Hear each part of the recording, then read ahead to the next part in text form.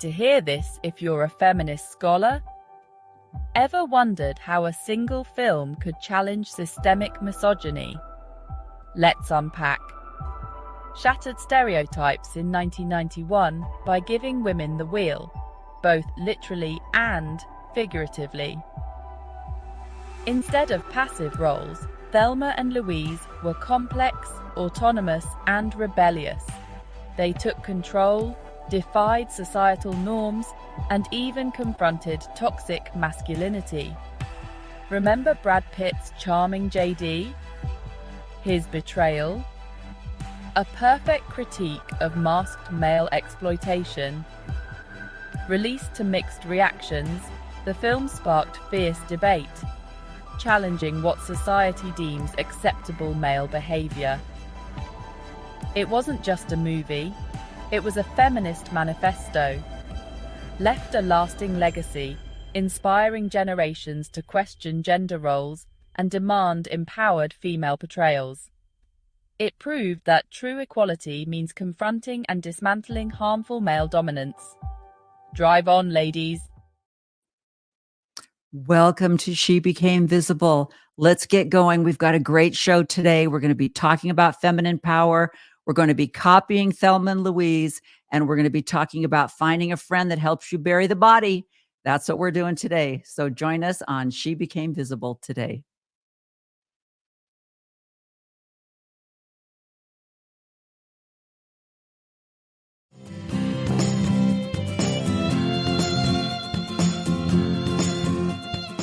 You're wearing a sweater that was selected for you by the people in this room from a pile of stuff.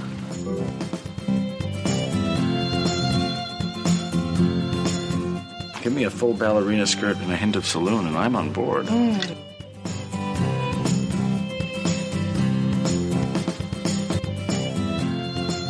have a hole in my stomach!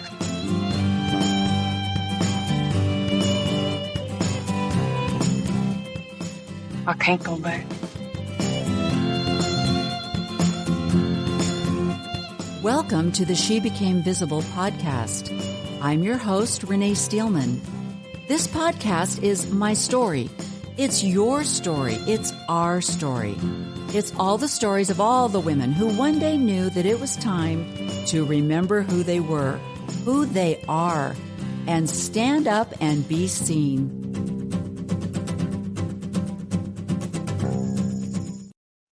Welcome to She Became Visible. As I mentioned in the beginning, today we're going to be talking about the 1991 movie Thelma and Louise. But we're not going to be talking about the movie itself. We're going to be talking about what the movie displayed, the real life experience of many of us women. And I have brought on to be my co-host today, JANE CHRISTI from Scotland. And she's going to be my Thelma. I don't know if I'm Thelma or she's Louise, but I'm going to bring her on. And we're going to talk about being a woman in the 21st century. The name of her podcast is 21st Century Saints.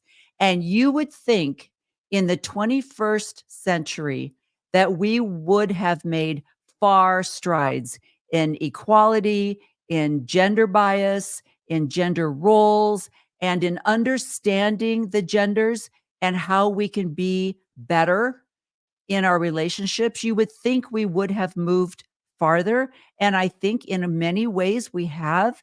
But in this political season, and I'm going to talk to Jane about what's going on in Scotland, but I know in America, there is a huge effort to take us back.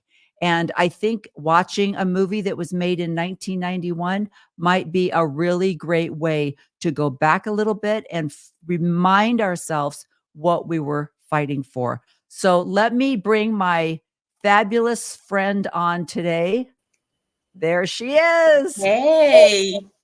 Oh my gosh. You know, really, when they talk about having a friend, you know you have a friend when you can confide in them, they keep your secrets, and they will help you bury the bodies. And those friends are hard to find. I've had a lot of friends throughout my lifetime. They were all involved in the church, and I met them through the church. I went when we would go on double dates with our husbands, he knew him from the church. I knew her from the church. We talked about church. We went to church activities. And so, everything was kind of revolved around that. But I started to realize that the one person in particular that I thought was my best friend, she was not keeping my confidence. If we were out with three women, if it was her, I, and someone else, then the other person would say, "Hey, hey, she told me blah blah blah." And I'm like, "What are you doing? What are you?" Well, for your own good, because how is she supposed to support you without getting some group consensus? And so a little bit of support wrapped up in, no, actually, that's what's called betrayal. You've just, yeah. Exactly. So finding someone that knows how to keep your confidences or knows how to not tell the police where the body's buried is unique. And Jane, are you just bummed that Sunstone UK was canceled and made digital? Well, kind of, maybe. Renee, the stories I have to tell you, the stories this has been the craziest, I would say the craziest year. Yeah. And it's just got crazier as it's gone on. So Sunstone UK, I'm part of the committee in the UK who were organising it, and it just became really clear that things are so intense over here that we're going to have to take some space. And that's why it became digital. So we all really, really needed, it's not even that we need a break. I think we need something a lot more sort of stable. Yeah. But we knew we needed the conversations. We knew we needed, especially because there was some things that were on the discussion list that were so helpful. So, for example, we had heard your topic, which the hope was, we'd be able to hear last year. Oh my goodness, we have to hear that this year because it is exciting and women especially need to know about this.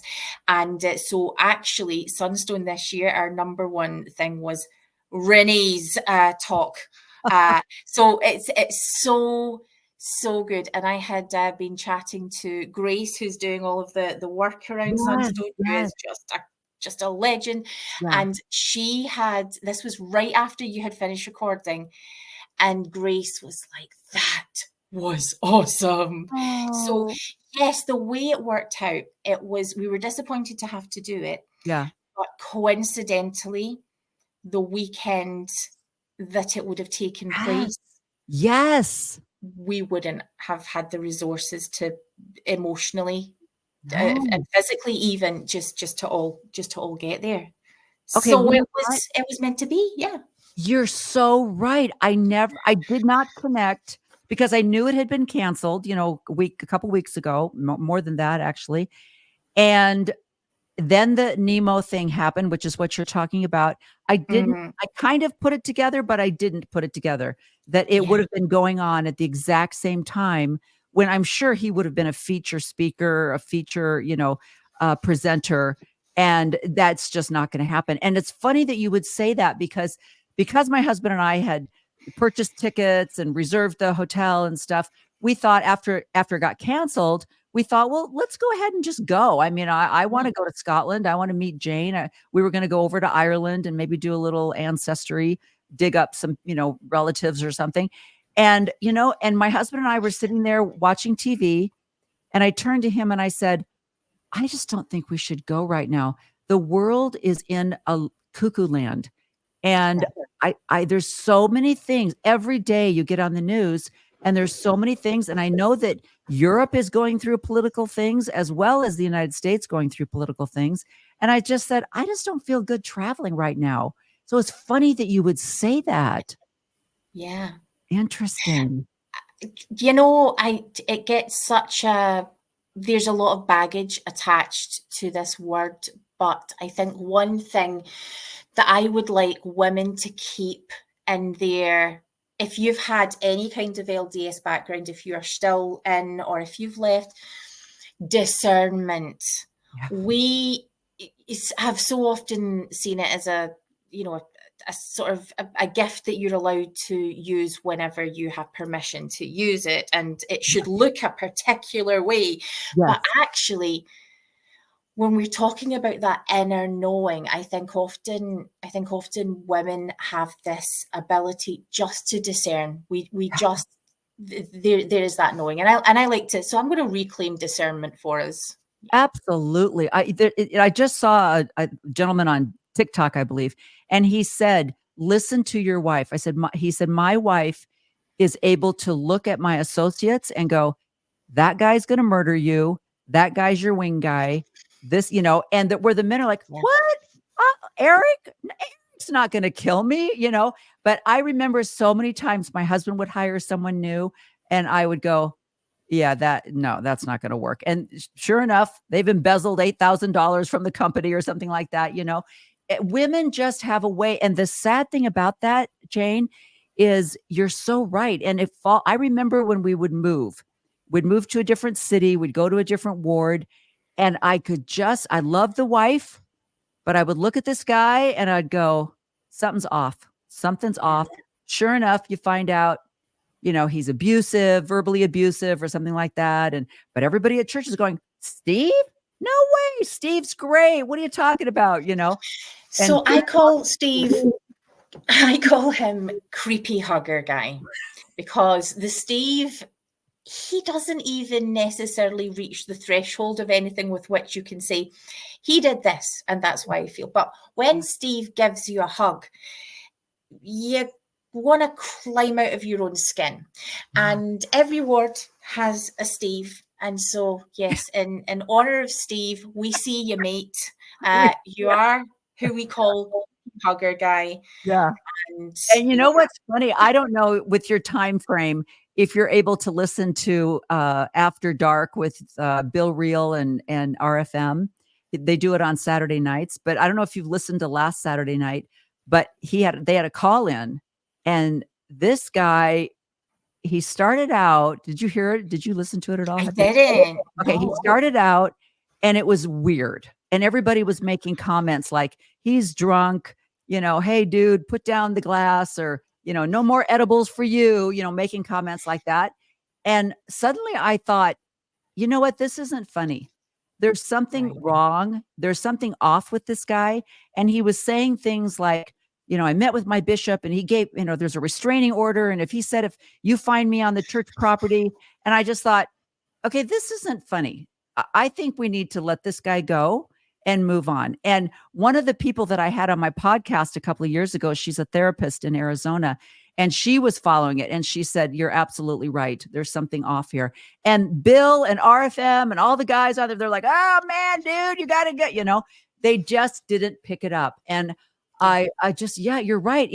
When you talk about discernment, sorry guys, you don't got it, And I think what I would include with that is, and it's a bit of a homage to our Thelma and Louise. What can come with that is the impression of impulsivity, because when we've made a decision, and sometimes we sit in that decision for a really long time and wrestle with it, and let's see how this is going to play out. When you got to go, or when the person you have to get away from, when there is a clear, no, we are not, this is not happening today. We've decided. And so that impulsivity that we can doubt ourselves because the decision gets made really quite quickly. Yeah. And it works. It's worth listening to. And we'd have to justify it quite a lot to ourselves and to others. But no, we can discern, we can know, and we can act. Yeah. And that's a perfect segue, Jane, into what you've done this last year, because I remember when I first found you, and you were the kind of the apologist for the Brit Vengers. There would be a clip and you would call everybody back and you'd say, now, come on, guys, you gotta, let's think about this a little bit more in the gray. We're getting a little black and white. Let's look at this from you try to show them different sides, because you were a believing member and you were struggling because you were very nuanced, very aware of what was going on, but you were struggling because you thought we can do better. You were always that I know we can do better. And so we're going to talk about the straw that broke the camel's back, the line in the sand, where you said, speaking of discernment, you said, oh, this isn't going to get better. This isn't going to get better. And I don't know if I can do anything to make it better. So we're going to talk about that. Let me start out by showing a little clip. In my introduction to She Became Visible, I play a little clip from the movie Thelma and Louise. And I'm going to show you where I got that clip. So let's bring that on just for fun. I hope this doesn't get banned because of some copyright thing. I think if I keep it under a minute, I can do it. I think that's the rule. So let's go. Yeah. Can you hear that, Jane? What do you mean?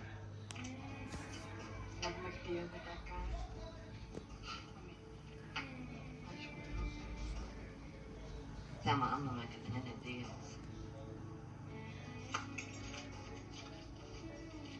Okay, that's hard to hear, but what she's saying is she had just gotten off the phone with the police, and Thelma looks at her and says, "Are you going to make a deal? Are you going to, rat me out and make a deal with the cops?" And Louise says, "I would never do that." So that's what that was all about. I mean, I understand if you're thinking about it. In a way, you got something to go back. Jimmy's not an option. But I don't know. Some things crossed over in me. I can't go back. Okay, that's the part that I used in my clip. And I love when she says something's crossed over in me and I can't go back. And that's what this whole movie, it starts out, it shows Thelma with a very abusive, very arrogant husband who, I don't care what we have for dinner. Why do you think I care? It's all about me being the manager of this car dealership. And he's just a jerk. And then in Louise's case, she has a man that she loves, but they've been together for a long time. And she's like, get off the pot or pee, one of the two. And he's not, he doesn't want to make a commitment to her. And so she's struggling with that. Do you love me or don't you love me? Do you want to be with me? Don't you? I mean, it's just the old story that we all hear. But I love this part, which she says, something in me has crossed over and I can't go back. And that is what happens when, and I hate this term, I hate this cliche, break the shelf. I hate that. But it is a good analogy for when you just go, oh no, I'm not doing this anymore. And let me show you one more clip. This is really fun. Most of this was shot in Moab, Utah, by the way. Oh, really? Okay. Yeah.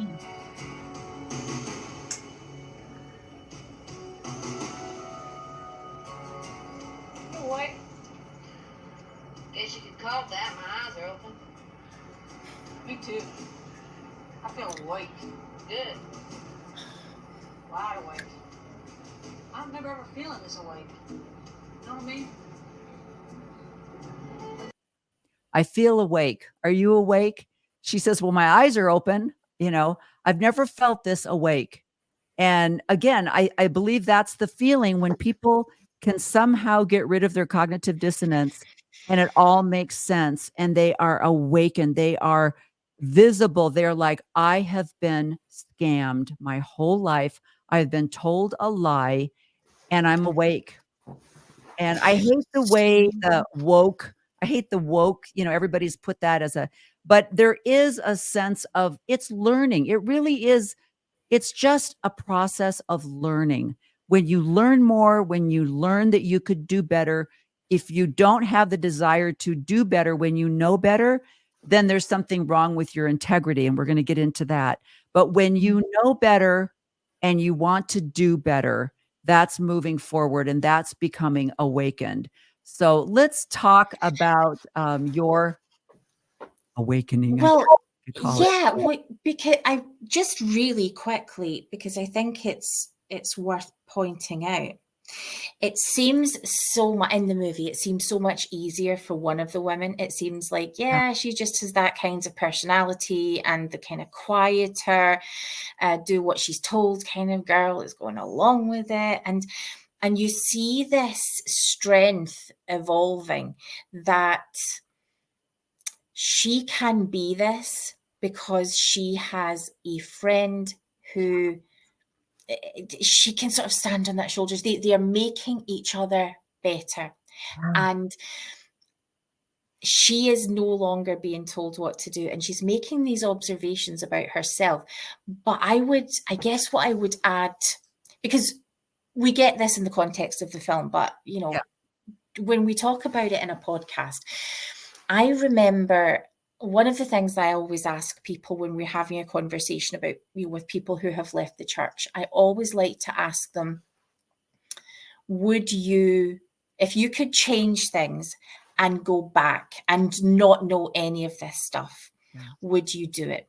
Now, the answer 99% of the time is, oh no, I wouldn't go back, because we like being awake, right? It's that feeling, I am awake. Yeah. But every now and again, and it's relatively common, that people will say, I don't know.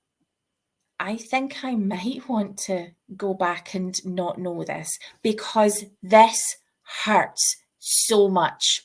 And they can't, but it's just sort of acknowledging that there is a price that's being paid for that awakeness. This Thelma and Louise didn't just go for a car ride. They were going through some stuff. And so I just think it's worth acknowledging that when we get to the point where we can feel our awakeness, also let's honor, you got there, you did this, and it was hard. It takes it out of our mental health, doesn't it? You know what? I love that you said that, because that's a good question. I've never thought about that, because if I didn't know what I had, if I didn't find out about the Rock and the Hat, would the other things have made a difference? But the Rock and the Hat was a big thing for me, because it was such an obvious deception. The paintings, the art, the story, everything was deception. And so that was a big thing for me. And then I just layered everything else on top of it. So that's interesting, because my husband knows these things. I mean, I remember coming out of the bedroom going, did you know Joseph Smith translated with a Rock and the Hat?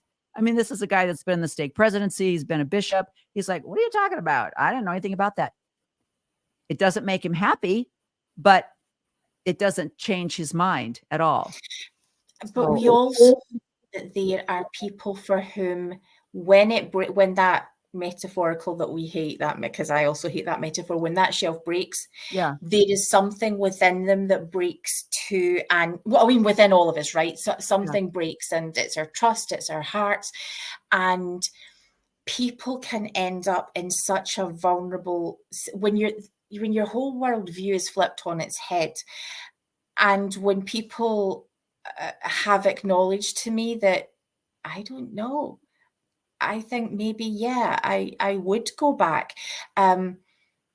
It's because they've paid a price, and it has been so hard that it's almost a temptation. I wouldn't have to go through this, because I wouldn't choose to go through this.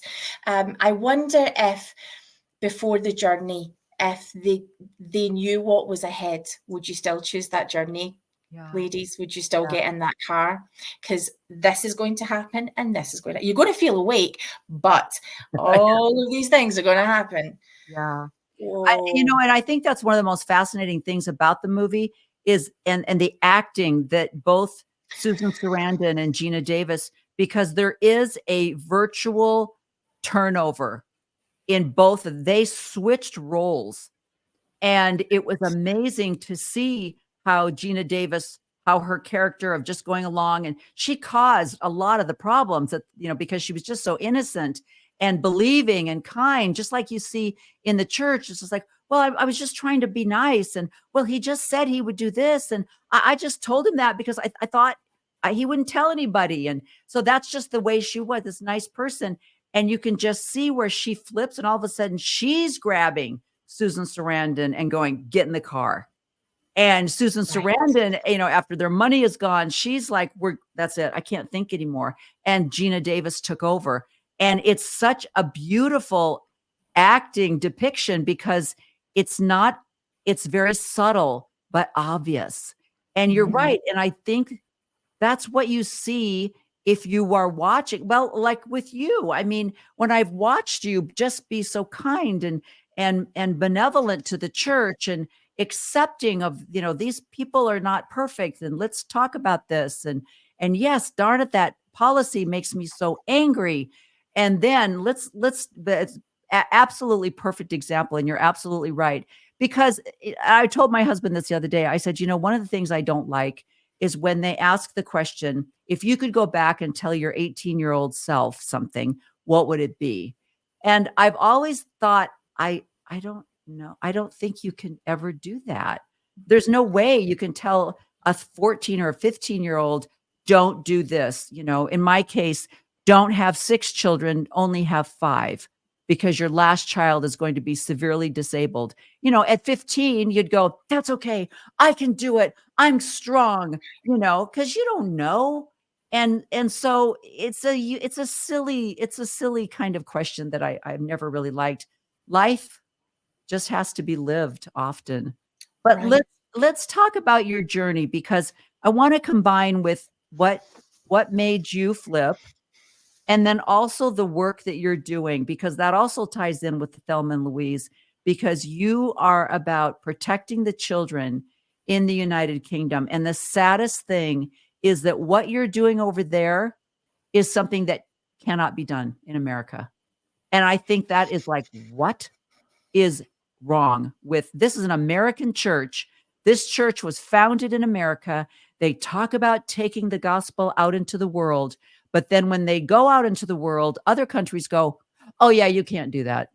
And they go, in America, they go, yeah, you can't build a temple that's 350,000 feet high and lit up 24/7. And the church goes, watch me, hold my beer, But in other countries, they go, oh, okay, let's go back to the drawing board. So anyway. Oh, this is going to be fun. Yes. I'm laying out way too many things. So let's start out with I'm going to play a little bit of the talk. You're a very dutiful member of the church, watching General Conference on television, broadcast to the world from Salt Lake City. And this is one of the general authorities that is speaking. And then I want to hear your reaction for when you heard this. The things of God. It means trusting the doctrine of Christ more than the philosophies of men.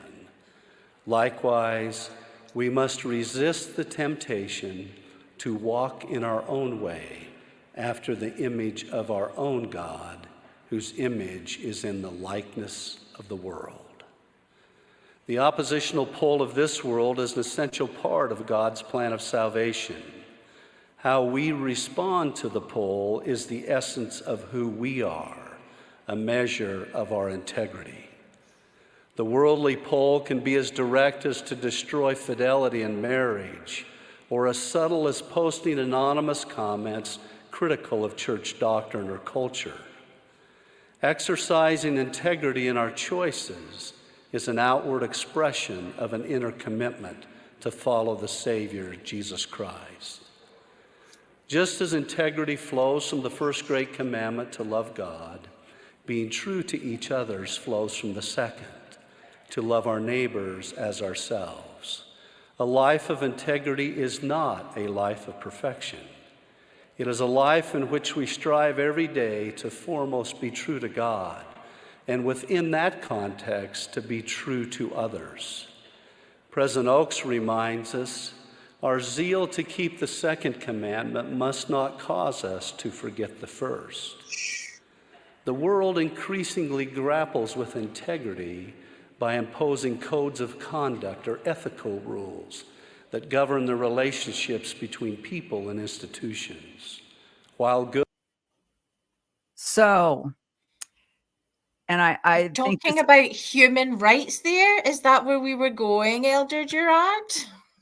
and I think, Okay. first of all, I really, when you are in any kind of a professional, authoritarian position, normally you'll get feedback from people where they might say things like, Mr. Gerard, you got to speed it up a little bit.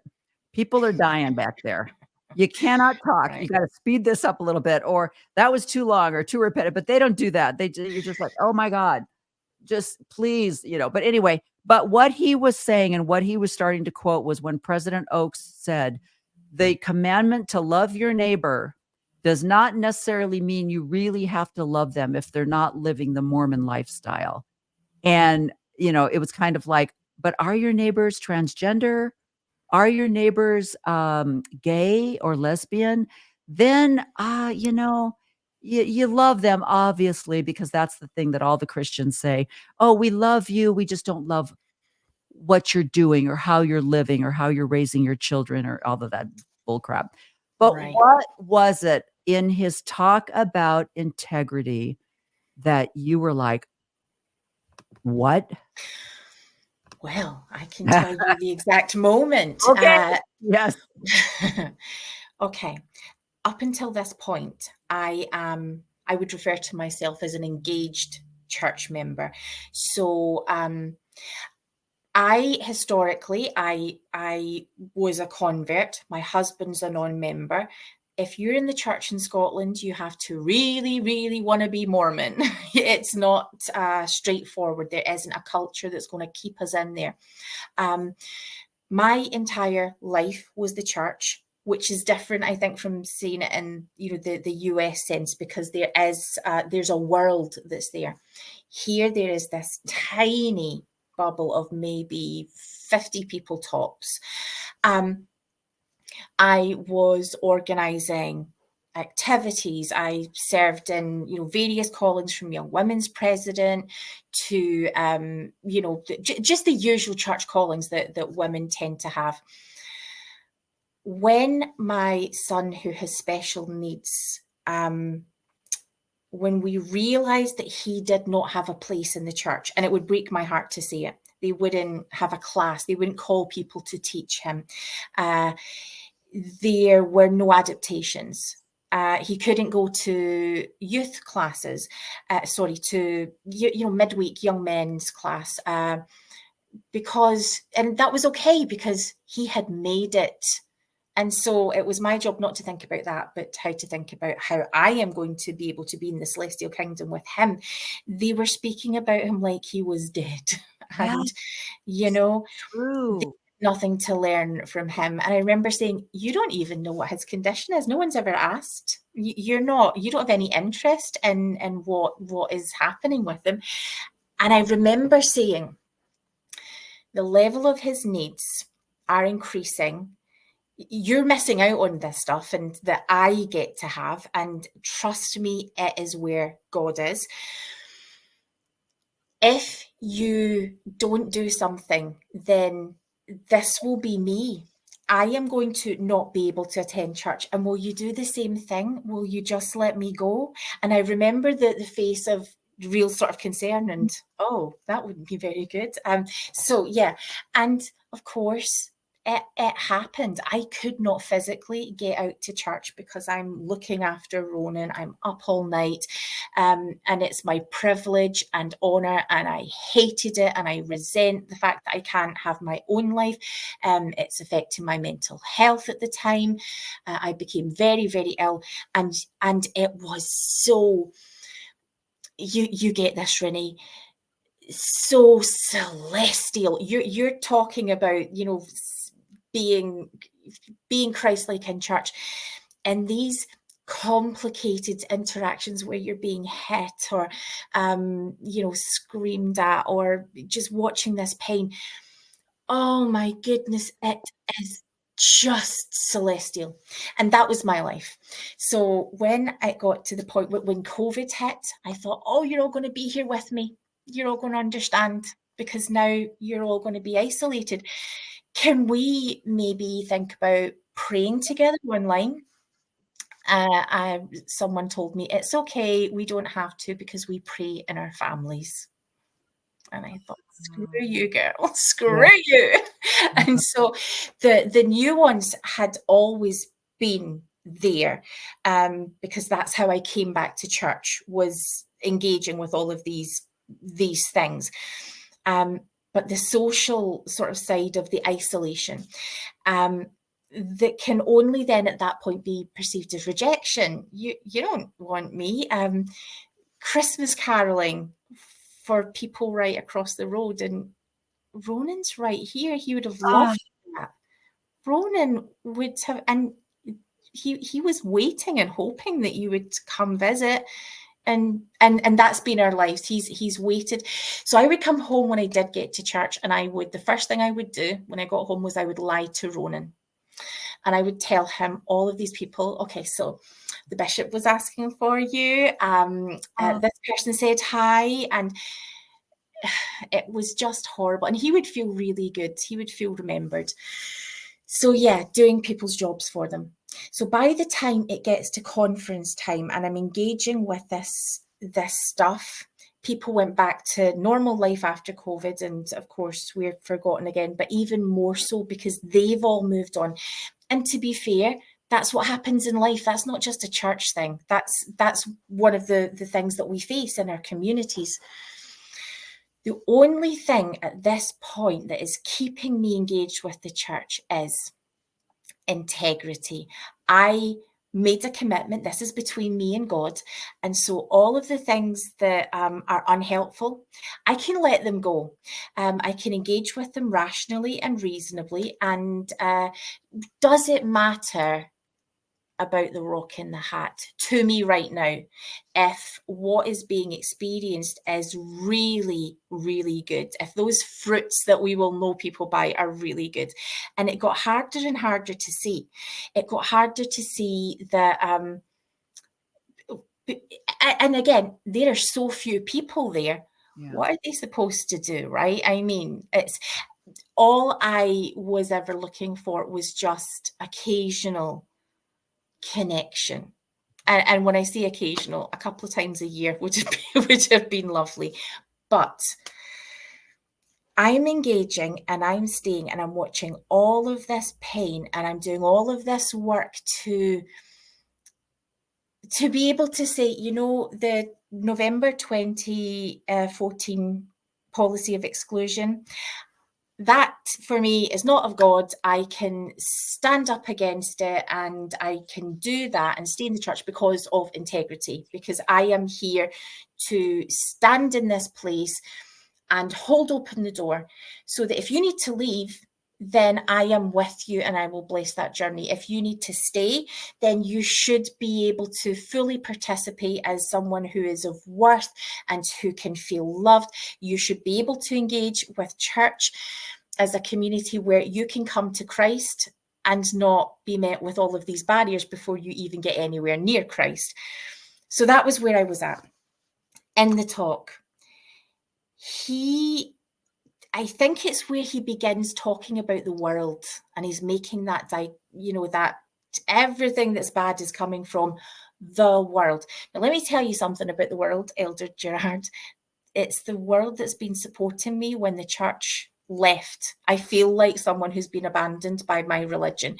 I'm asking questions like, should I just go to my local church in the United Kingdom? I'm sure it's the same in America. There are churches everywhere that are so close by to me. I could do this in a spare 5 minutes and just to be able to worship and have some sacred breathing space.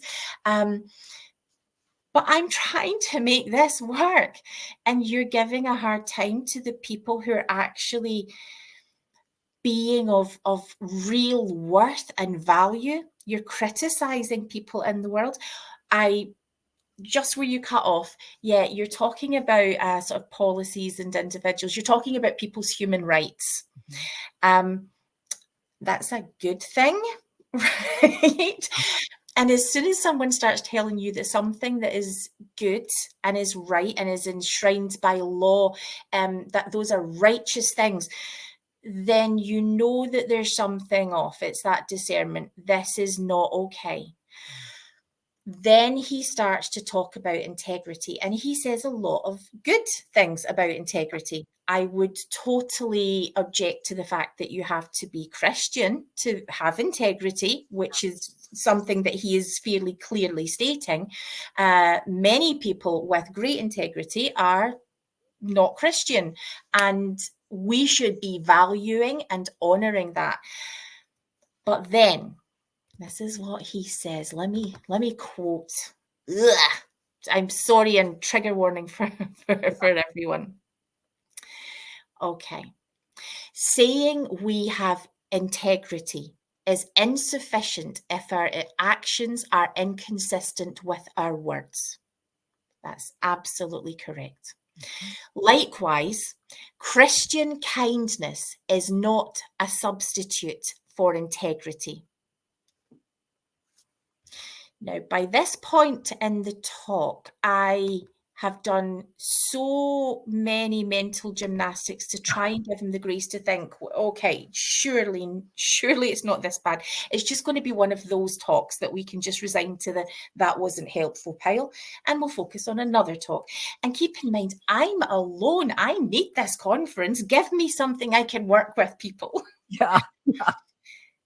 Christians, Christ-like Christian integrity. I mean, so actually being like Christ and having that kind of integrity, that's not good enough, because you're reframing what integrity actually means. It means something else. Now, my son serves in the British Army, and integrity is one of their core values. Wonderful. And he had come home that day of conference, and I had said, I am not doing this anymore. I'm resigning my membership of the church. And I was devastated. I did not want to be here. And I'd said, here's why. They are redefining my integrity. My integrity, you know, the scripture, I will not be parted from it. Son, they're redefining integrity. This is what he said. And he said, if someone tries to redefine integrity, then they don't have integrity. In that one simple line, I was like, yes, that's it. You don't have integrity. And I don't believe that you realize that, Elder. I think it's because you're trying to do something, you're trying to make a point, but how you're doing it, using a sacred value and twisting it like that, that is ungodly. That is unchristian.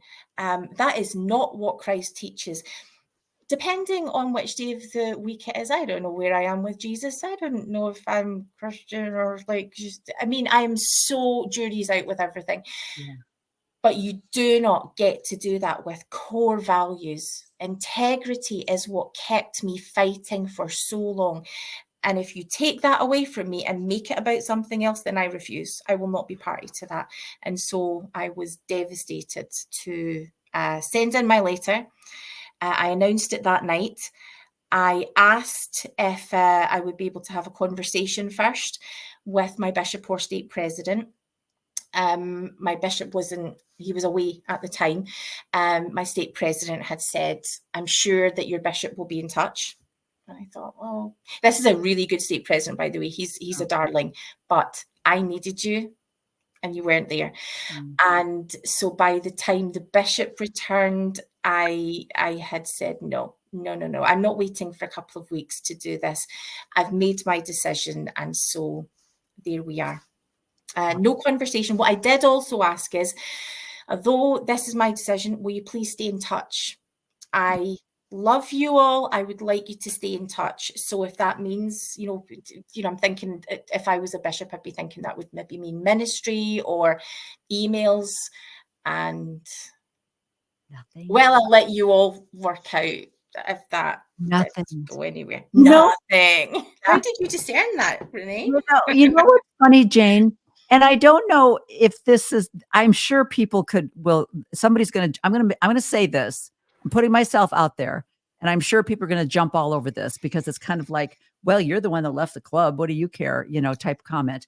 But there's a fabulous stake president where we live in Arizona. Very nice, wonderful man. He literally calls every person in his stake on their birthday. So he called my husband on Monday because it was his birthday. And so we were shopping, we were out and about, and he said, "Oh, it was President whatever." And he's calling me for my birthday. And he said, "He's such a great man." I said, "He is." I said, "Did he ask you, how's your wife?" And he said, "No, he didn't mention you at all." And I said, Well, it wasn't your birthday, Renee. "No, it wasn't my birthday." But I just thought, it's so funny. If I was a non-member who was taking the discussions, they would be all over the place. That is it. And so it's like, you talk about being Christ-like. You're talking about, we don't care what religion you are. We love everyone, unless you used to be a Mormon and you resigned and then you are dead. And that was what would blow my mind. I would be like, hold on. Now, to be fair, there is one person who consistently, regularly has always messaged. And that is because he's that kind of person. He has done that throughout his church life, not just with me, with everyone. And he's a good man. So when, I just want to acknowledge that the people are great, but what I don't get is one of the things that Mormons are taught about consistently is missionary work. How is it possible that you are missing the obvious? I mean, it is so obvious. But I'll tell you why. I have a really good relationship with everyone at church too. I think the podcast did complicate that. To be honest, lots of people were really gracious. But when someone's not there, but my ward has always felt like home. I had the privilege of when they were 14, my sibling's child needed to get out of their home, and they are transgender. So at 14, we got to bring them into our home, and we sat down in that first few days of them being here. And they're our forever child now. They are our fourth and youngest child. It's wonderful to have them in our lives. And we sat with the For Strength of Youth book because we are good Latter-day Saints, and I wanted to make sure that this is a home where you're going to hear this. This is not what we believe or practice in our home, but you're going to hear this at church. So I just need you to be aware. These are the clear statements that are made, and we are not okay with this. Just so that they can immediately hear you don't have to be brainwashed into this and stuff like that. And my kid was engaging with Mormonism in this new way, this nuanced way, this way that actually young people know how to just discard the junk and just focus on what's important. And they would have visits from missionaries, one, maybe two in a row, and then the missionaries wouldn't come back. And then I had asked the bishop, what's going on with that? I'd asked the stake president, and he's like, well, we wouldn't tell anyone not to teach someone. And I thought, oh, there's something going on here. So yeah, my transgender kid had very clearly asked repeatedly to be baptized, and nothing.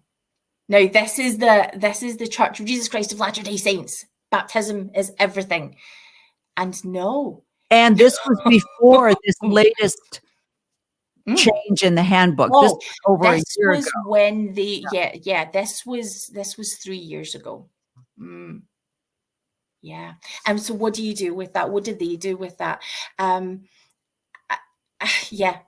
and join us and immediately experience rejection from a religious community who are, and they were having really positive interactions. I wonder consistently what those missionaries did with that, because clearly there was something going on. I don't think that's a reach to, I'm not into conspiracy theories, but I don't think that takes much to speculate. So yes, integrity is what kept us in this space, that this is worth fighting for. This is worth, I can see what it can be. Yeah. I see the potential. But Yeah. when it's so, that is rotten, that is ungodly, then no. You know, the ironic part is he's talking about the world and how we don't follow the world. But I'm watching, and I wish I could remember the details, but I was listening to Mike Pence, who was the vice president under Donald Trump. And he was telling this story of when the insurrection happened on January 6th of 2000, whenever it was, that Trump had asked him to make this law where he could go ahead and take over, even though he had lost the election. And he was struggling. He didn't know what to do. And this is a very Christian man. And he was really struggling. And his son came home, kind of like what you were saying about your kids. His son came home and said, "Dad, this is about your integrity. This is about telling the truth. This isn't about, is this right or is this wrong for Donald Trump?" And he said, "I knew right then what I had to do." So he told Donald Trump, "I can't do that. It's against the law. I cannot do this. It's against the law." And so that's when all of this thing happened. But I mean, can you imagine being the vice president of the United States, a Christian, and then fighting over whether I do the right thing, whether I because of the pressure. But that's the thing that I think is so hard, is when you see these men who are praising and worshiping and kissing the rings of the presidency. And so they're leaving their integrity, their morals, their values to side and praising. So he's praising Oaks for the message that he had given before, where we don't necessarily have to follow when they say love one another. It's like, well, what exactly is love one another? And what's funny is, I don't know what's going on in the rest of the world, but in the United States, there is this movement right now under the title of Christian nationalism, saying we want to turn this country back into the Christian nation it was designated by God to be. And so I was scrolling through YouTube and I saw this thing, and it was like the horrible things the Pope has said. And I thought, oh, well, that's a nice change. Let's listen to something horrible the Pope has said instead of our guys, right? So I flip on, and this guy starts talking, and he said, "Do you want to know what he said?" He actually said that all religions bring people to God. If you're Buddhist, if you're Shinto, if you're Hindu, it's a path to God. How dare the Pope say that? What kind of a Pope is he? And I'm like, oh, that took a turn I wasn't expecting. It's like, okay, Right. Well, and interestingly, that's how I had intended to, well, it's how I was living, just to survive spiritually, because I do have a spiritual need. I do have a need for that kind of connection. Lots of people can live without it. It's just, it's my way. I would attend other churches and would have positive experiences. Particularly the Community of Christ gang were exceptional. That was my spiritual home for a long time. And I formalized that relationship earlier this year in Loch Lomond. We had a wonderful experience. But yes, to be able to hear those kinds of healthy messages, and that's how. So when I said I was done, I also made it very clear, oh, wait, I'm not done with Mormonism. I'm not done with this church. I am done identifying in this way. I'm done with that formal relationship with you. Oh, but I'm not done. We've got work to do here. I have friends. This is Latter-day Saint-ness is in my DNA. It's the language that I have used to connect with the divine. So rather than just bin that, oh no, we have work to do here, and let's do that in a healthy, respectful way. I've always, even when I was a good girl, I've always been tough where I need to be tough on the church. I mean, it's got a bit cursy and sweary at times. It's got really raw and messy. But yes, there will be a respectful distance now, and we'll engage like that. So tell everyone, because like you say, your story, your childhood was not an easy path. You didn't have the picket fence and the puppy and the mom and the dad and the whole bit. And so you've gone through a lot. And so you have a deep love in your heart for the welfare of children, protecting children. And so talk a little bit, because in the movie Thelma and Louise, it never really is revealed, but they reference a couple of times, what happened to you in Texas? Thelma says, what happened to you in Texas? She doesn't say. And then eventually in the movie, the police officer says, I know what happened to you in Texas. Come in and talk. We can talk. And so you get the gist of what happened to her, when she killed the gentleman that was trying to rape Thelma. And so you get the idea, but it's never really brought out. But because of what she had experienced personally, this is what made her the vigilante that she was. And that's the beautiful thing about going through hard times in life. Like, when you're talking, Jane, about taking care of Ronan and loving Ronan and how it's such a celestial experience. And it's hard to explain to people, like, I love you, that I love that you love my son. I love that you, when we bring him to church, you would say, hey, TJ, it's so good to see you. And they were very genuine. They loved him. And, he was loud. He loved music. So he would sing and people would laugh. And I even had a couple of other women. This is why I love women so much, Jane. We had decided that I didn't learn this, but we had somehow learned that those back pews in the back of the church, the short pews, those are made for wheelchairs. We thought they were just made for the old people because there's only 2 of them.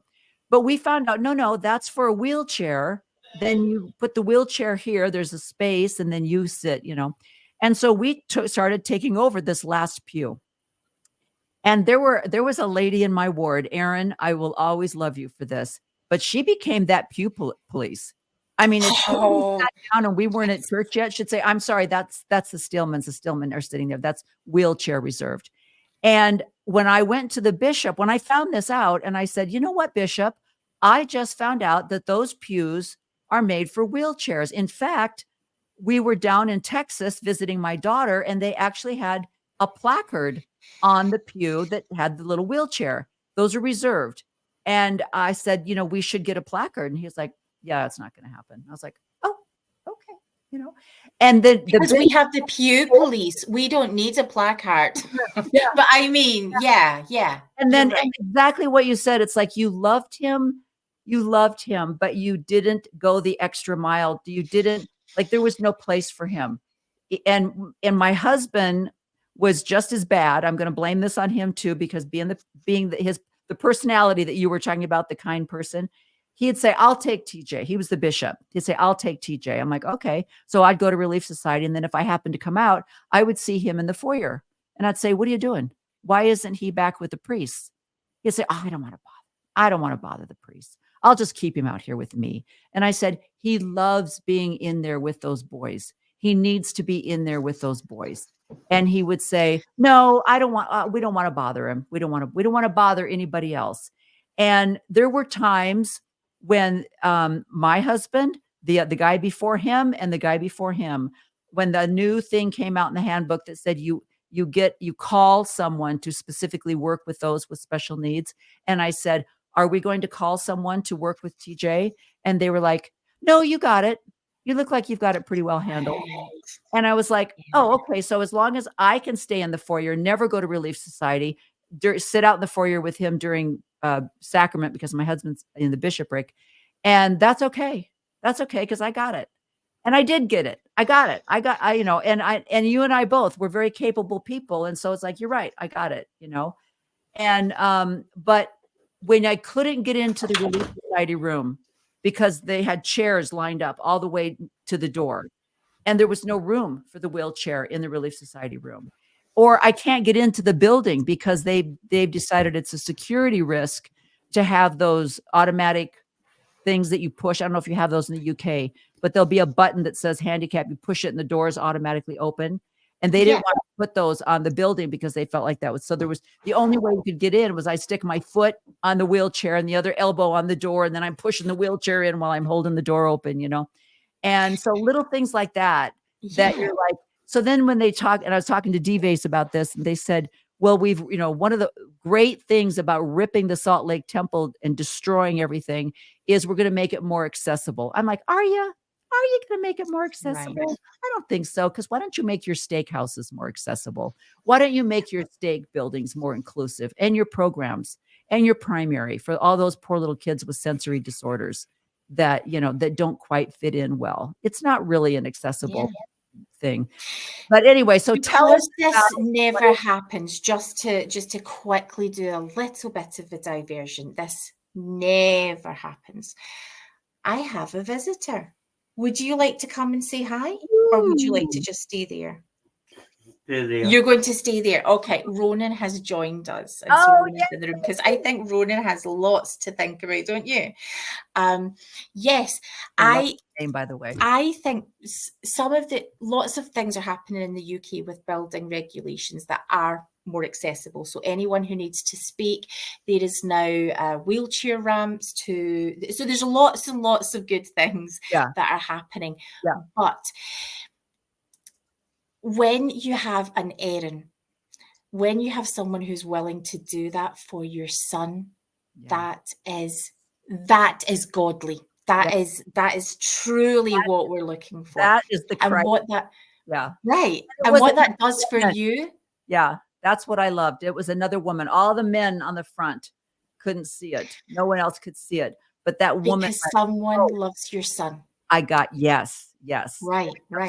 And I wonder what would happen if your husband outside in the foyer really felt that the people in that room that he doesn't want to disturb, they love him so much that, you know what, we are really missing you. Will you come in? Because when you're not here, it is less good. Where are you, TJ? And if he could feel how loved his son was, I wonder how different that would be for him. Yeah. Well, and I have to give an example. There was another young man. He and his wife are just the loveliest people. And she is a lot like you. She's gone through a lot, you know, in her life. And they don't have children of their own. But my husband was out in the hallway with our son after we moved, and he was no longer in the bishopric. So I always say to him, when you were sitting up there in the royal seats, did TJ's voice bother you? He goes, no, I never heard him. I said, that's right. So now that you're not sitting there anymore and he was sitting next to me, I'm going to take him out. I'm going to take TJ out. I don't want him to bother anybody. I'm like, he's not bothering anybody. So he was out in the foyer. And this old guy, one of these old, obnoxious snowbird guys that they have in Arizona, actually went up to him and said, your son is too loud. He's disturbing us. Could you move a little farther down the hallway? And my husband said, no problem. I'll just leave. And he actually was going to take him and go sit in the car. And this man who happened to be in the hallway went and got him and said, please don't leave. I'm sorry he said that to you. Please don't leave. And then the bishop heard about it. And then the bishop called me in and said, I'm so sorry. That's not how we feel. So I do have to give some men some props. Yes. There are some good men out there. I got one of them. You've got one of them. We got a few. There's a few out there. But right. Exactly. What did you do to start your movement, to start to ask for background checks for people that work with children? And it isn't just, it's not just in the Mormon church, right? I mean, this effort is a community, I don't know what they call it in Scotland, but it's tell everybody what it is, because I obviously am not explaining it well. Well, first of all, I would frame this as being, sucky things have happened. I haven't, and until this very moment, I haven't ever talked about it in a podcast. I only ever spoke to my husband about it this year. I am a survivor of different types of abuse, and it had always been just my story. It wasn't something that I felt that I had to work through. It was, I've got so many other things that was just so far down the list. But my friend, Alana, was a survivor, and it was very real and raw for her. And when we first started the podcast, we knew we needed to tackle the subject of abuse. Alana went to go live her best life after Mormonism. So we had this incredible, definitely when we're thinking about Thelma and Louise, this woman is it. Sarah, who podcasts with me, my podcasting wife, and she is phenomenal. Now, she has so much experience from a social work point of view. She's had a lot of experience in leading and guiding in this work, supporting both survivors and offenders. And so she knows a lot about the psychology of abuse, about reporting. And now, to be fair, there are lots of people across the world who are Latter-day Saints who have been saying for many, many years, I go to work and there are clear policies here, and I know what child safety should look like because it's been shown to me in the workplace or in my child's school. It's all over the world. When I come to church, there is a gap, and lots of people have brought it up. So we are not the only ones who have ever thought about this. People have been trying to bring it up, but it goes to these conversations happen and then they die. Nothing really sort of ever followed through. Sam Young did some amazing work, and so we could see the power of activism. And so Bishop's interviews changed. Policies were put in the handbook around that. When I got to work with the powerhouse that is Sarah, she would use terminology like, we need to, whatever, or we need to do this, right? We need to contact MPs, members of parliament. We need to, whatever the next plan was. And at one point, so we work with the podcasting group that are affectionately referred to as the Brit Avengers, and we all discuss everything that's coming up that we're talking about. And in a brainstorming session, Sarah and one of the other guys, Julian, it had evolved. We need to write to the church leaders. We need to write to every bishop in the United Kingdom and spell out, this is what your legal responsibility is. If the law had stated, the law still states that if you knowingly have someone work with a vulnerable person, a child who's on, and that the person that you've called is on the barred list, someone who's barred from working with children, then you are subject to a couple of years in jail and a pretty hefty fine. Do you know that? And one of the reasons we could do that is because there was an inquiry, a huge inquiry that lasted for years, and it was about abuse in religions. And so lots and lots of religions and organisations were giving evidence. The Church of Jesus Christ of Latter-day Saints in the UK was asked to give evidence. And one of the clear statements that was made by the lawyer was, the person who's responsible, who oversees safeguarding, so if there's an abuse complaint or something that is of concern, the person who's responsible for that at a ward level is the bishop. Now, if you were a bishop and you know that actually the church lawyers are saying this is on you, then you need to know that. And so if all the bishops know that and they're asking questions and the stake presidents are asking questions, then those conversations will start. Now, in the meantime, so the letter went out. In the meantime, we had been working with external charities, because what the church needs to do is work with other external organisations. Don't be so introverted. You can learn, they can teach you. Most other religions are doing this, have safeguarding officers and external oversight. They pay them, and rightly so. We were presenting to national conferences, international conferences about what the church and abuse, what the situation is, what things are strong. Membership records and annotations. generally, that's a horrible thing. But actually, can you imagine if someone who wants to access vulnerable groups, not just children, but also elderly people, disabled people, immigrants, if there is a risk, that person, if they move into another ward, that membership record has been annotated. Now, other churches don't all have that kind of joined up system. So that's something we wanted to highlight. But here are the problems. And I think this is where sort of how women communicate comes into it too, because we weren't being confrontational. We weren't having, the church is being really awful and really evil, because the church actually thinks it's doing its best. The members think they're doing its best. This is a lack of, understanding and education and priorities being wrong. What we did was we engaged, and church lawyers, stake presidents, have been incredibly supportive. They have also been pains in our ass. We have been pains in their ass. And we have this mutual respect which has evolved. So there are really, really good men who are trying their best. And I say men because women have not been involved in this process other than us. So yes, we finally got a policy in the United Kingdom. The church created this policy that said everyone who's working with children has to have a background check. And that will check the barred list. We could provide evidence that actually had some of those checks happened previously. Historic incidents of abuse within the UK church would not have happened. So we were able to evidence these things. What else? Safeguarding, stake safeguarding specialists have been called in every stake.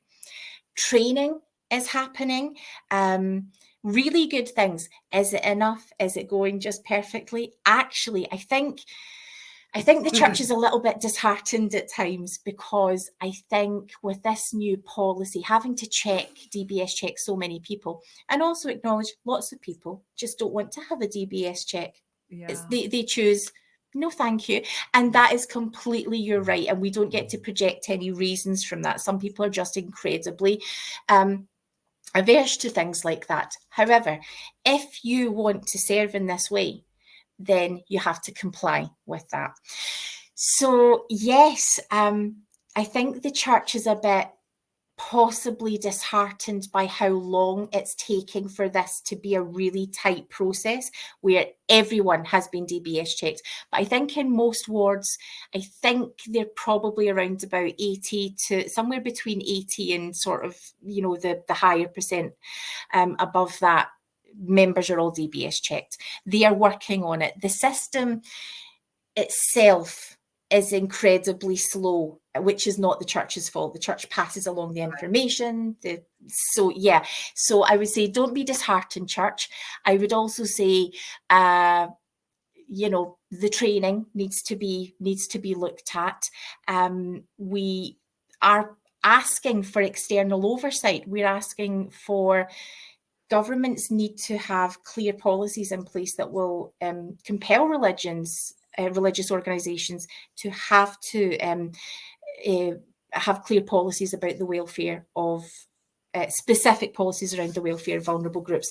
Now, what we don't have just now is those background checks applying to all vulnerable groups. It's just children. And as we know, for example, elderly people in the Mormon church are more financially vulnerable than other people. Someone can take you into a room and talk to you about your finances.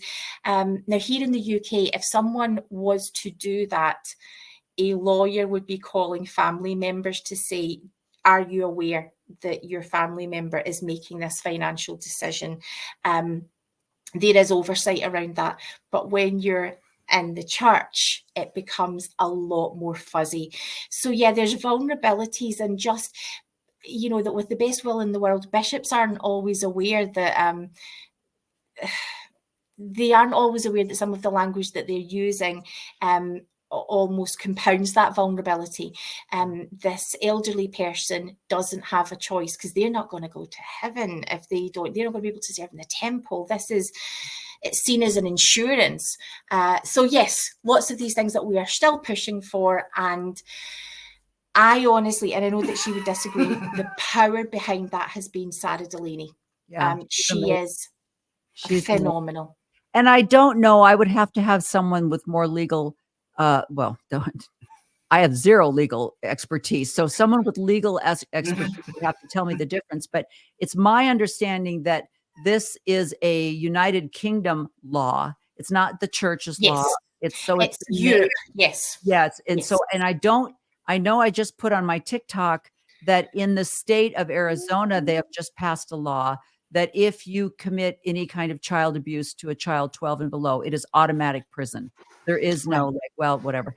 But that's in Arizona. And I don't think, I mean, and I can imagine that the church, it would be overwhelming. You've got primary from the age of 3 years old until 12. You have people teaching. Then you have young men's. Then you have young women's. Then you have some kind of a priesthood get together. We're all going to go camping. So, I mean, basically, you would have to do a background check on almost every single person in the ward because at some point they're going to be working with the youth.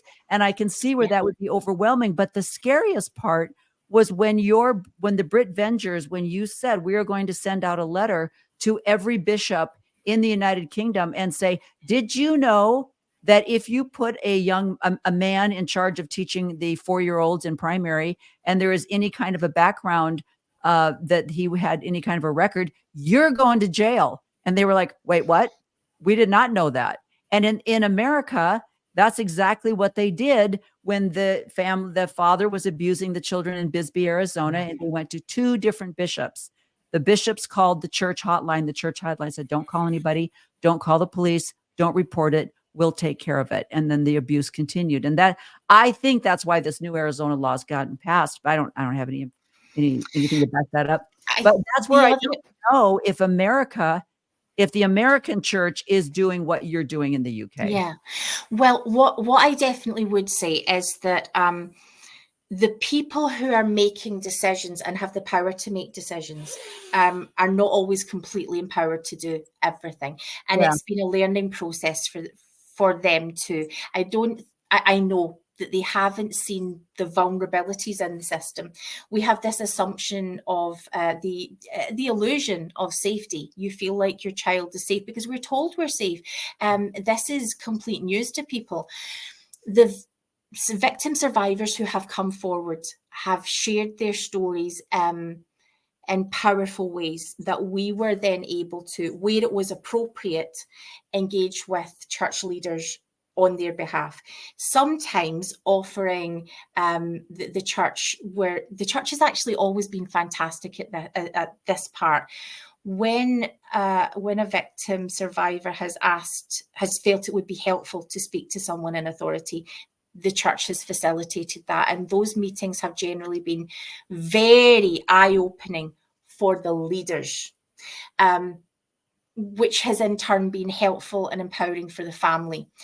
Now, that wouldn't necessarily be the case across the board where it is appropriate. So in the US, this can so easily be replicated. I mean, California has some clear rules. Safeguarding is never completely done. And all you need to do is just start having the conversation. Ask for people to be trained. Ask for, a little bit of coordination. Are your local and sort of national state lawmakers, do they know what the situation is, what the vulnerabilities are in this situation? Do they know what the vulnerabilities are?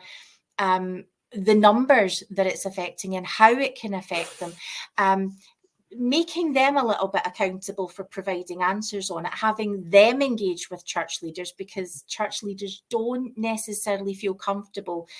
In fact, we remember we had a very, very freaked out bishop who had been sent a letter by a local member of parliament who had some questions, and it just freaked him out. Now, we should be very clear. Hold on, we have these policies and here is what we do. And yes, I'm the person in charge, and we should be excited to engage with that. There is a framework for the Latter-day Saint people to have the strongest policies in the world about safeguarding. We have this continuing revelation thing. We have a sort of open Supposedly. canon. Right. Policies, when a policy comes in, and this is what we were sort of saying in the UK, when you bring a policy in and you think, oh, this is going to be a doozy, will people go for it? People across the world will do it instantly. Now, you will get some resistance. Some people may need a little bit of sort of support, but when it comes to child protection, people will be on your side. You will get people who are just not on board with the paperwork side of things. I think especially for organisations where it's not safe. So, for example, in some states where governments doing background checks may actually cause safety problems for individuals involved. And I'm sort of thinking about sort of countries that aren't democratic. So that's some of the reasons why, having a global church policy could potentially be really difficult. What do we do with families who have practiced polygamy, who there are multiple children involved and multiple families involved, and these things could lead to consequences? And all we need to do is start the conversation. We just need to be talking about these things and convert it to action. So yes, this is completely doable. Yeah. So it's so amazing. It's so great. And you're right. And Ruth is also amazing. I know she's jumped onto your thing too. And it's Ruth is the other member of our team who's so smart and so wise. And again, she's just very done with Mormonism. And so she's sort of, but she's there and around. And yeah, we have a phenomenal team. And very, very smart, experienced people that are worth listening to. Any woman in the church who has the kind of credentials that you should be using them. What are you thinking? These are experienced, smart people. Yeah, because that's where they get their respect and use that clout. You've got clout, take advantage of it. So that's, and what I wanted to point out as we end this is you were right when you were saying this isn't just a Church of Jesus Christ of Latter-day Saints. This isn't a Mormon thing. There is a Christian church, movement right now to identify the abuse that's going on in a lot of clerical situations, and especially for young girls, not necessarily children, but girls over the age of 12, 14, 15, 16-year-old girls that are involved in youth groups, and they've got a youth pastor. And that's one thing the church, we don't have these youth pastors. So, we have usually married men or that are involved with youth activities and things. But I wanted to close out by showing you a little clip from, I just did a podcast with D-Base, and he's so great at pulling up what's current news. And he brought this to my attention, this thing that was happening in Florida. And I wanted to show this to you, make sure I've got it in the right spot. So watch this. Two last articles here that I think are pretty interesting. Number one, the LDS Church has silenced and punished women who don't keep sweet and protect LDS men as they do as they're told by church leaders. This woman was threatened with a disciplinary council for apostasy and had her temple recommend taken away for speaking to friends about her divorce. Let's check this out here from Jen over there at Jen Next Door on Twitter, who follows the space very carefully. This is absolutely shocking. Former member of the LDS Church says her stake president disciplined her because she, quote, talked too much. Chris Jones with the exclusive interview for us tonight. And Chris, Tiercy Hadlock says she went to her church leader for comfort. Yeah, and she says she was getting anything but. She says that her life was falling apart, and the advice that she was getting from her church leaders was growing more and more alarming. So kind of on a whim, she pulled out her cell phone during two of the meetings and began recording. And this is what she heard. Oh, that hurt. It cut like a knife. For faithful Mormon Tiercy Hadlock, this following sentence from her stake president crushed her. To not follow counsel and direction from your priesthood leaders. There's a name for that. That's called apostasy. To me, it was akin to like the worst thing that you could be called. An apostate, not for an affair or for shunning the church, but for not being quiet about her painful divorce. I talked to my closest friends about it a lot because it was the way that I processed things. In addition to being labeled an apostate, the stake president had even more discipline for her. We took your temple recommend away because you emphatically said you would not stop talking about this with other people. An apostate, revoked temple recommend. All this after Hadlock says her ex-husband and a woman in the ward were tangled in an emotional affair. But Hadlock says neither of them received any punishment. They get to do all of that, and there's no consequence for their behavior. And because I am hurt and struggling and trying to process it, I get my recommend taken away. And then in a later meeting, after she continued to talk about her divorce, the stake president raised the stakes again. I would like you to reevaluate how you really feel about this. And if you can't, Tirsi, we're going to convene a disciplinary council. These recordings happened last year, but Hadlock says she had to speak out now because of the Me Too movement, the LDS Church's support of a bill outlawing recordings like hers, and news that LDS bishops told the ex-wives of Rob Porter not to leave him after he allegedly beat them. I needed to speak my piece. I needed to speak my truth. This is the time to share it and hopefully get other people. It's amazing who gets a discipline. So that was I had not heard that. I couldn't believe that was on the news in Florida. Right. Something as personal as that. But it brings me to I'm going to let you go, Jane. And I'm going to, hi, Ronan, how are you? You're so handsome. And I'm going to let you go, but I want to show a little bit about a documentary that's out there now called For Our Daughters, where people in other Christian religions are being faced with the same thing, where they're being sexually abused by a pastor, by some kind of clergy, and the clergy admits it. He stands and he says, I'm so sorry. I was wrong. I was bad. I'm so sorry. And the congregation stands, they clap, they give him just love. Wow. And for the woman, it's like, you need to shut up now because he's been forgiven by God and you don't have a voice.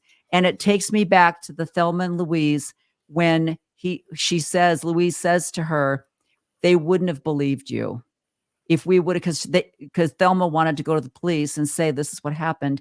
And she said, they wouldn't have believed you. And this is 1991. And here we are in 2024, where women are saying he did this, or he said that, or I don't believe that gentleman should have been doing that, or this was inappropriate. And they go, he's a good man. He's in the bishopric, or he's a doctor. And I mean, the floodlit has opened up the door for all of the people in very high professions. It's really sad, but you're right, Jane. It's the women. We need to use our voices. And if, as you mentioned, I love that you pointed this out, if you have professional training, you've got initials behind your name, your voice is so needed. And please help all the rest of us lowly little people, do what we want to do to protect our children, to protect our young women, and to give a voice to the changes that need to be happening. And it's not just doctrine or policy, it's human correct behavior that we're looking for. I'm so, Davis does such a phenomenal job. And covering that is wonderful. But I'm thinking about the woman coming forward in the first place and sharing the worst things, because it's come one after another that has ever happened in her life, and sharing that vulnerability. It's that discernment, the inner knowing, we're going to jump off this cliff. We think about the ending of Thelma and Louise as being, that's the clear ending, and okay. But metaphorically, women are doing this all the time. We're going to jump, we're going to take that risk. I think it's also just really, really significant, as we're sort of wrapping up this week, not just in the UK, but the repercussions across the world, the decisions that men can make to excommunicate, to call someone apostate, the worst thing that you can be called in the church. you could use the word satanic. Let's face it, it's the exact opposite of what you're supposed to be. All of the implications around that word. Our dear friend Nemo the Mormon has been subject to, he was called to a court last Thursday, and I think the world is still the world is still living in that trauma. It's still very raw, very vulnerable. The family are going through, I mean, it's hell. It's hellish. Nemo is my mate. Nemo was helping us with every single bishop in the UK. We needed their address, the address of the meeting house. And he sat looking through every single meeting house on Google Earth to get this young guy who is, we tease mercilessly. He is wonderful. He has done so much to support us. He's practically been our office boy, and it is just so gracious. Helps us workshop ideas that, along with the rest of the gang, to put Nemo through that. Yeah. And to still, at this point, we're all still waiting to see what happens next. Now, right. Normally when I'm podcasting, I make some bit of an effort, but I wanted to make sure you could all sort of see visually, this is where we all are at this week. Nemo's coping in very healthy ways. He's taking a break. But Sarah was interviewed by one of the most popular podcast YouTube channels, TikTok channels, Lad Bible. So they had originally interviewed Nemo, and they were there filming, interviewing Nemo that day. So that content is still to come out. But Sarah got to have a few words with the interviewers at the time, and she was pointing out, and it's coming back to these themes of integrity. Where is God in this? Where is God in this process? Because he is not to be found here. And the main, I think, struggle for us all this week is we are feeling that there is very little integrity to be seen. Some church leaders have been phenomenal, but for the most part, what I would say is, as women, is I have had the honor of witnessing what feels like the women at the feet of the cross. The women in the family who this is horrific for, and these are good people. These are good people. So yes, sometimes we have to just jump off the cliff. Sometimes we have to just do it and say the hard things. And yes, there will be consequences. Sometimes we are going to get the slap in the face. Sometimes we are going to get, excommunicated for raising our voice. But we are very good at witnessing. Ronan has had so many experiences in the LDS church that have been so traumatic. People like Nemo have given Ronan, helped him find an identity. There are words to describe how he feels about church. Do you want to tell everyone about church? Ronan Christi is an ex-Mormon. And that helps Ronan to know that people aren't going to come and bother him, that he doesn't have to go back to church and feel hurt and scared and upset. And push. And like you want to push people away because you just want space. Nemo the Mormon has shown us a way to be ex-Mormon healthily, and also showed us a way to be Mormon healthily. And I'm just really thankful for that. And I'm really glad to be able to have this chat with you tonight, Renee, because you have been just to have you girls, just to have that space where we can, you know, we can get it. Girl podcasters, there, we have our work cut We out. have our work. We have our work. Yeah. Just so, Jane, I'm so glad you mentioned that, because that's such a perfect way to just to compact everything that we've talked about and to bring it back to, you might have to jump off a cliff. And that's exactly what Nemo was doing, trying to, and to call someone an apostate who bears his testimony of his love for the temple work, for the work that he was doing. He's just saying, please stop lying. Please don't say deceitful things. That's all. I'm not saying that you have to, you know, just maybe apologize and say, we're so sorry.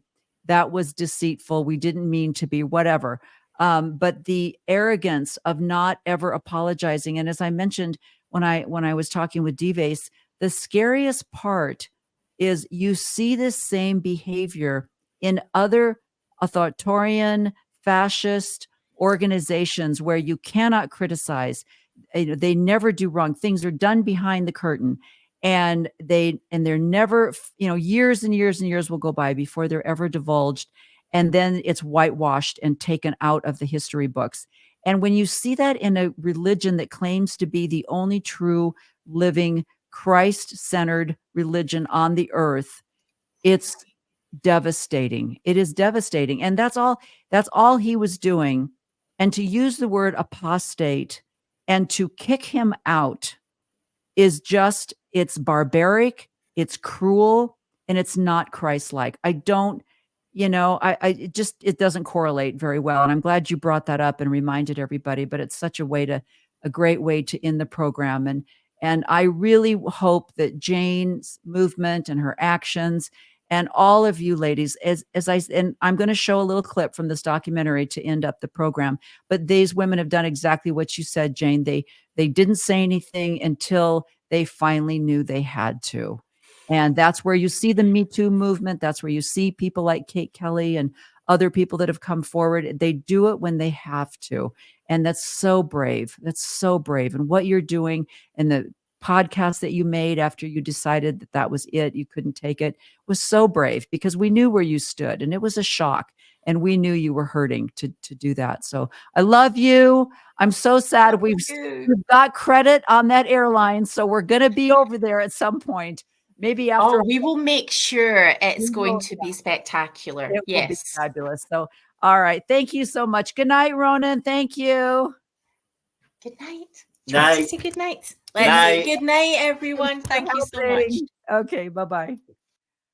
Oh, that was beautiful. Oh, you guys. The last couple of podcasts that I've made have been with women that have, you know, Jane is raising a young man with special needs. And I was with Dives I was with Jean, and we interviewed a woman who lost her baby. She only lived 30 days, and it was devastating. It destroyed her marriage, which is very common. 80% of divorces, the people that have a child with a disability, end in divorce. It's a struggle. And I wish I could tell these people, I know they look strong. I know these women with their children look strong, but they're crying inside and they need help. And it's not a casserole. It's not a loaf of bread. I have the most beautiful children, I have to tell you. I have a daughter that has a son with severe autism, and she volunteers to help other mothers with children with autism. And she caregives for these people so that they can get away for a little bit. And I see these women that bring these children to church, and they sit in the foyer and they sit in the gym, and they don't want to bother anyone else out. But you need to be active in your community in other ways besides verbally. And it may be real, like Jane was saying, it might require some training. It might require being uncomfortable. But there were so many women in my life that helped me out with my son. And I cannot thank them enough for what they did. These were the most loving, kind women. And I will say, and I mentioned it when we did his celebration of life after he passed. I thank the women that were there for me when my daughter lost her husband in a car accident and we needed to go to Seattle quickly. I knew who I could call. Will you help us take care of our severely disabled son so that I can go be with my daughter? And they were there.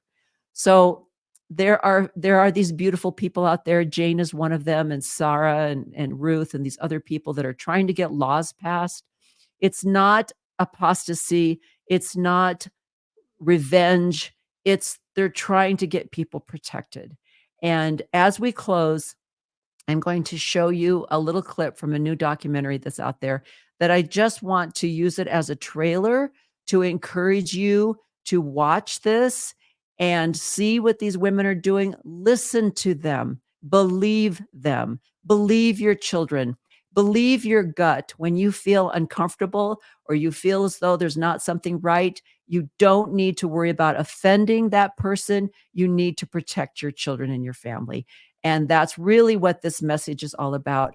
I'm so grateful that I have a Thelma living in Scotland that I know I could probably call in the middle of the night and she would be there to comfort me. I know that I have women here in Utah. I have women in Arizona. I have women in Oregon that I could call and they would be there for me. And I'm so grateful for that.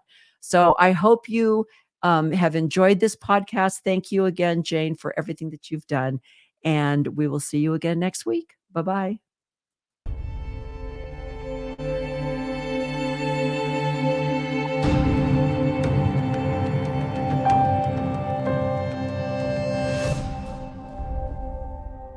I was raised to be a wife and a mother one day. So my whole purpose was to become this godly woman and not to serve my own needs or desires.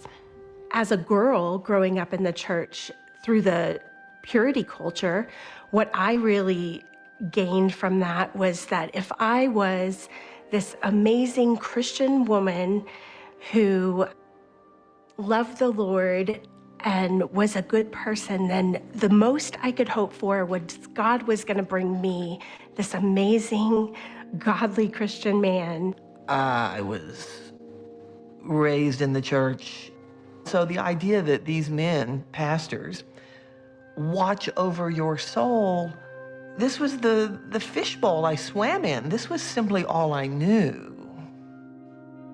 But what Kate, Jules, and Krista didn't know was that the men who claimed to be their guides and protectors cared far less about them than about their own power over women and their power over the country. How do you make America great again? You make America Christian again. We get called, well, you're a Christian nationalist. You want the kingdom to be the government. Yes. The point of Christian nationalism, my goal, is to break American democracy.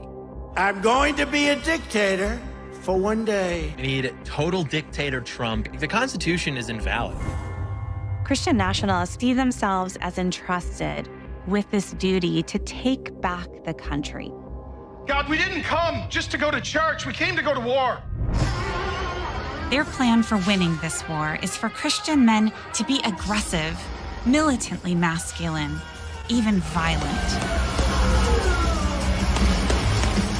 And if they win, American women will be required to give them control of their bodies, just like the Christian women who have already been living under their authority. My dad would say that he is the prophet, priest, and king of the household. And we were taught that men were strong and powerful and protectors, and they had a lot of positive language to describe the patriarchs. And then women had to be the helpers and to submit. I have 4 people in my life that I dictate the hours in their day. I dictate what time they go to the bathroom, when we eat, what we wear. Those are the people that I have almost limitless authority with. Anytime I showed a strong individual desire, then that was shut down. So I had to be quiet and weak just to survive.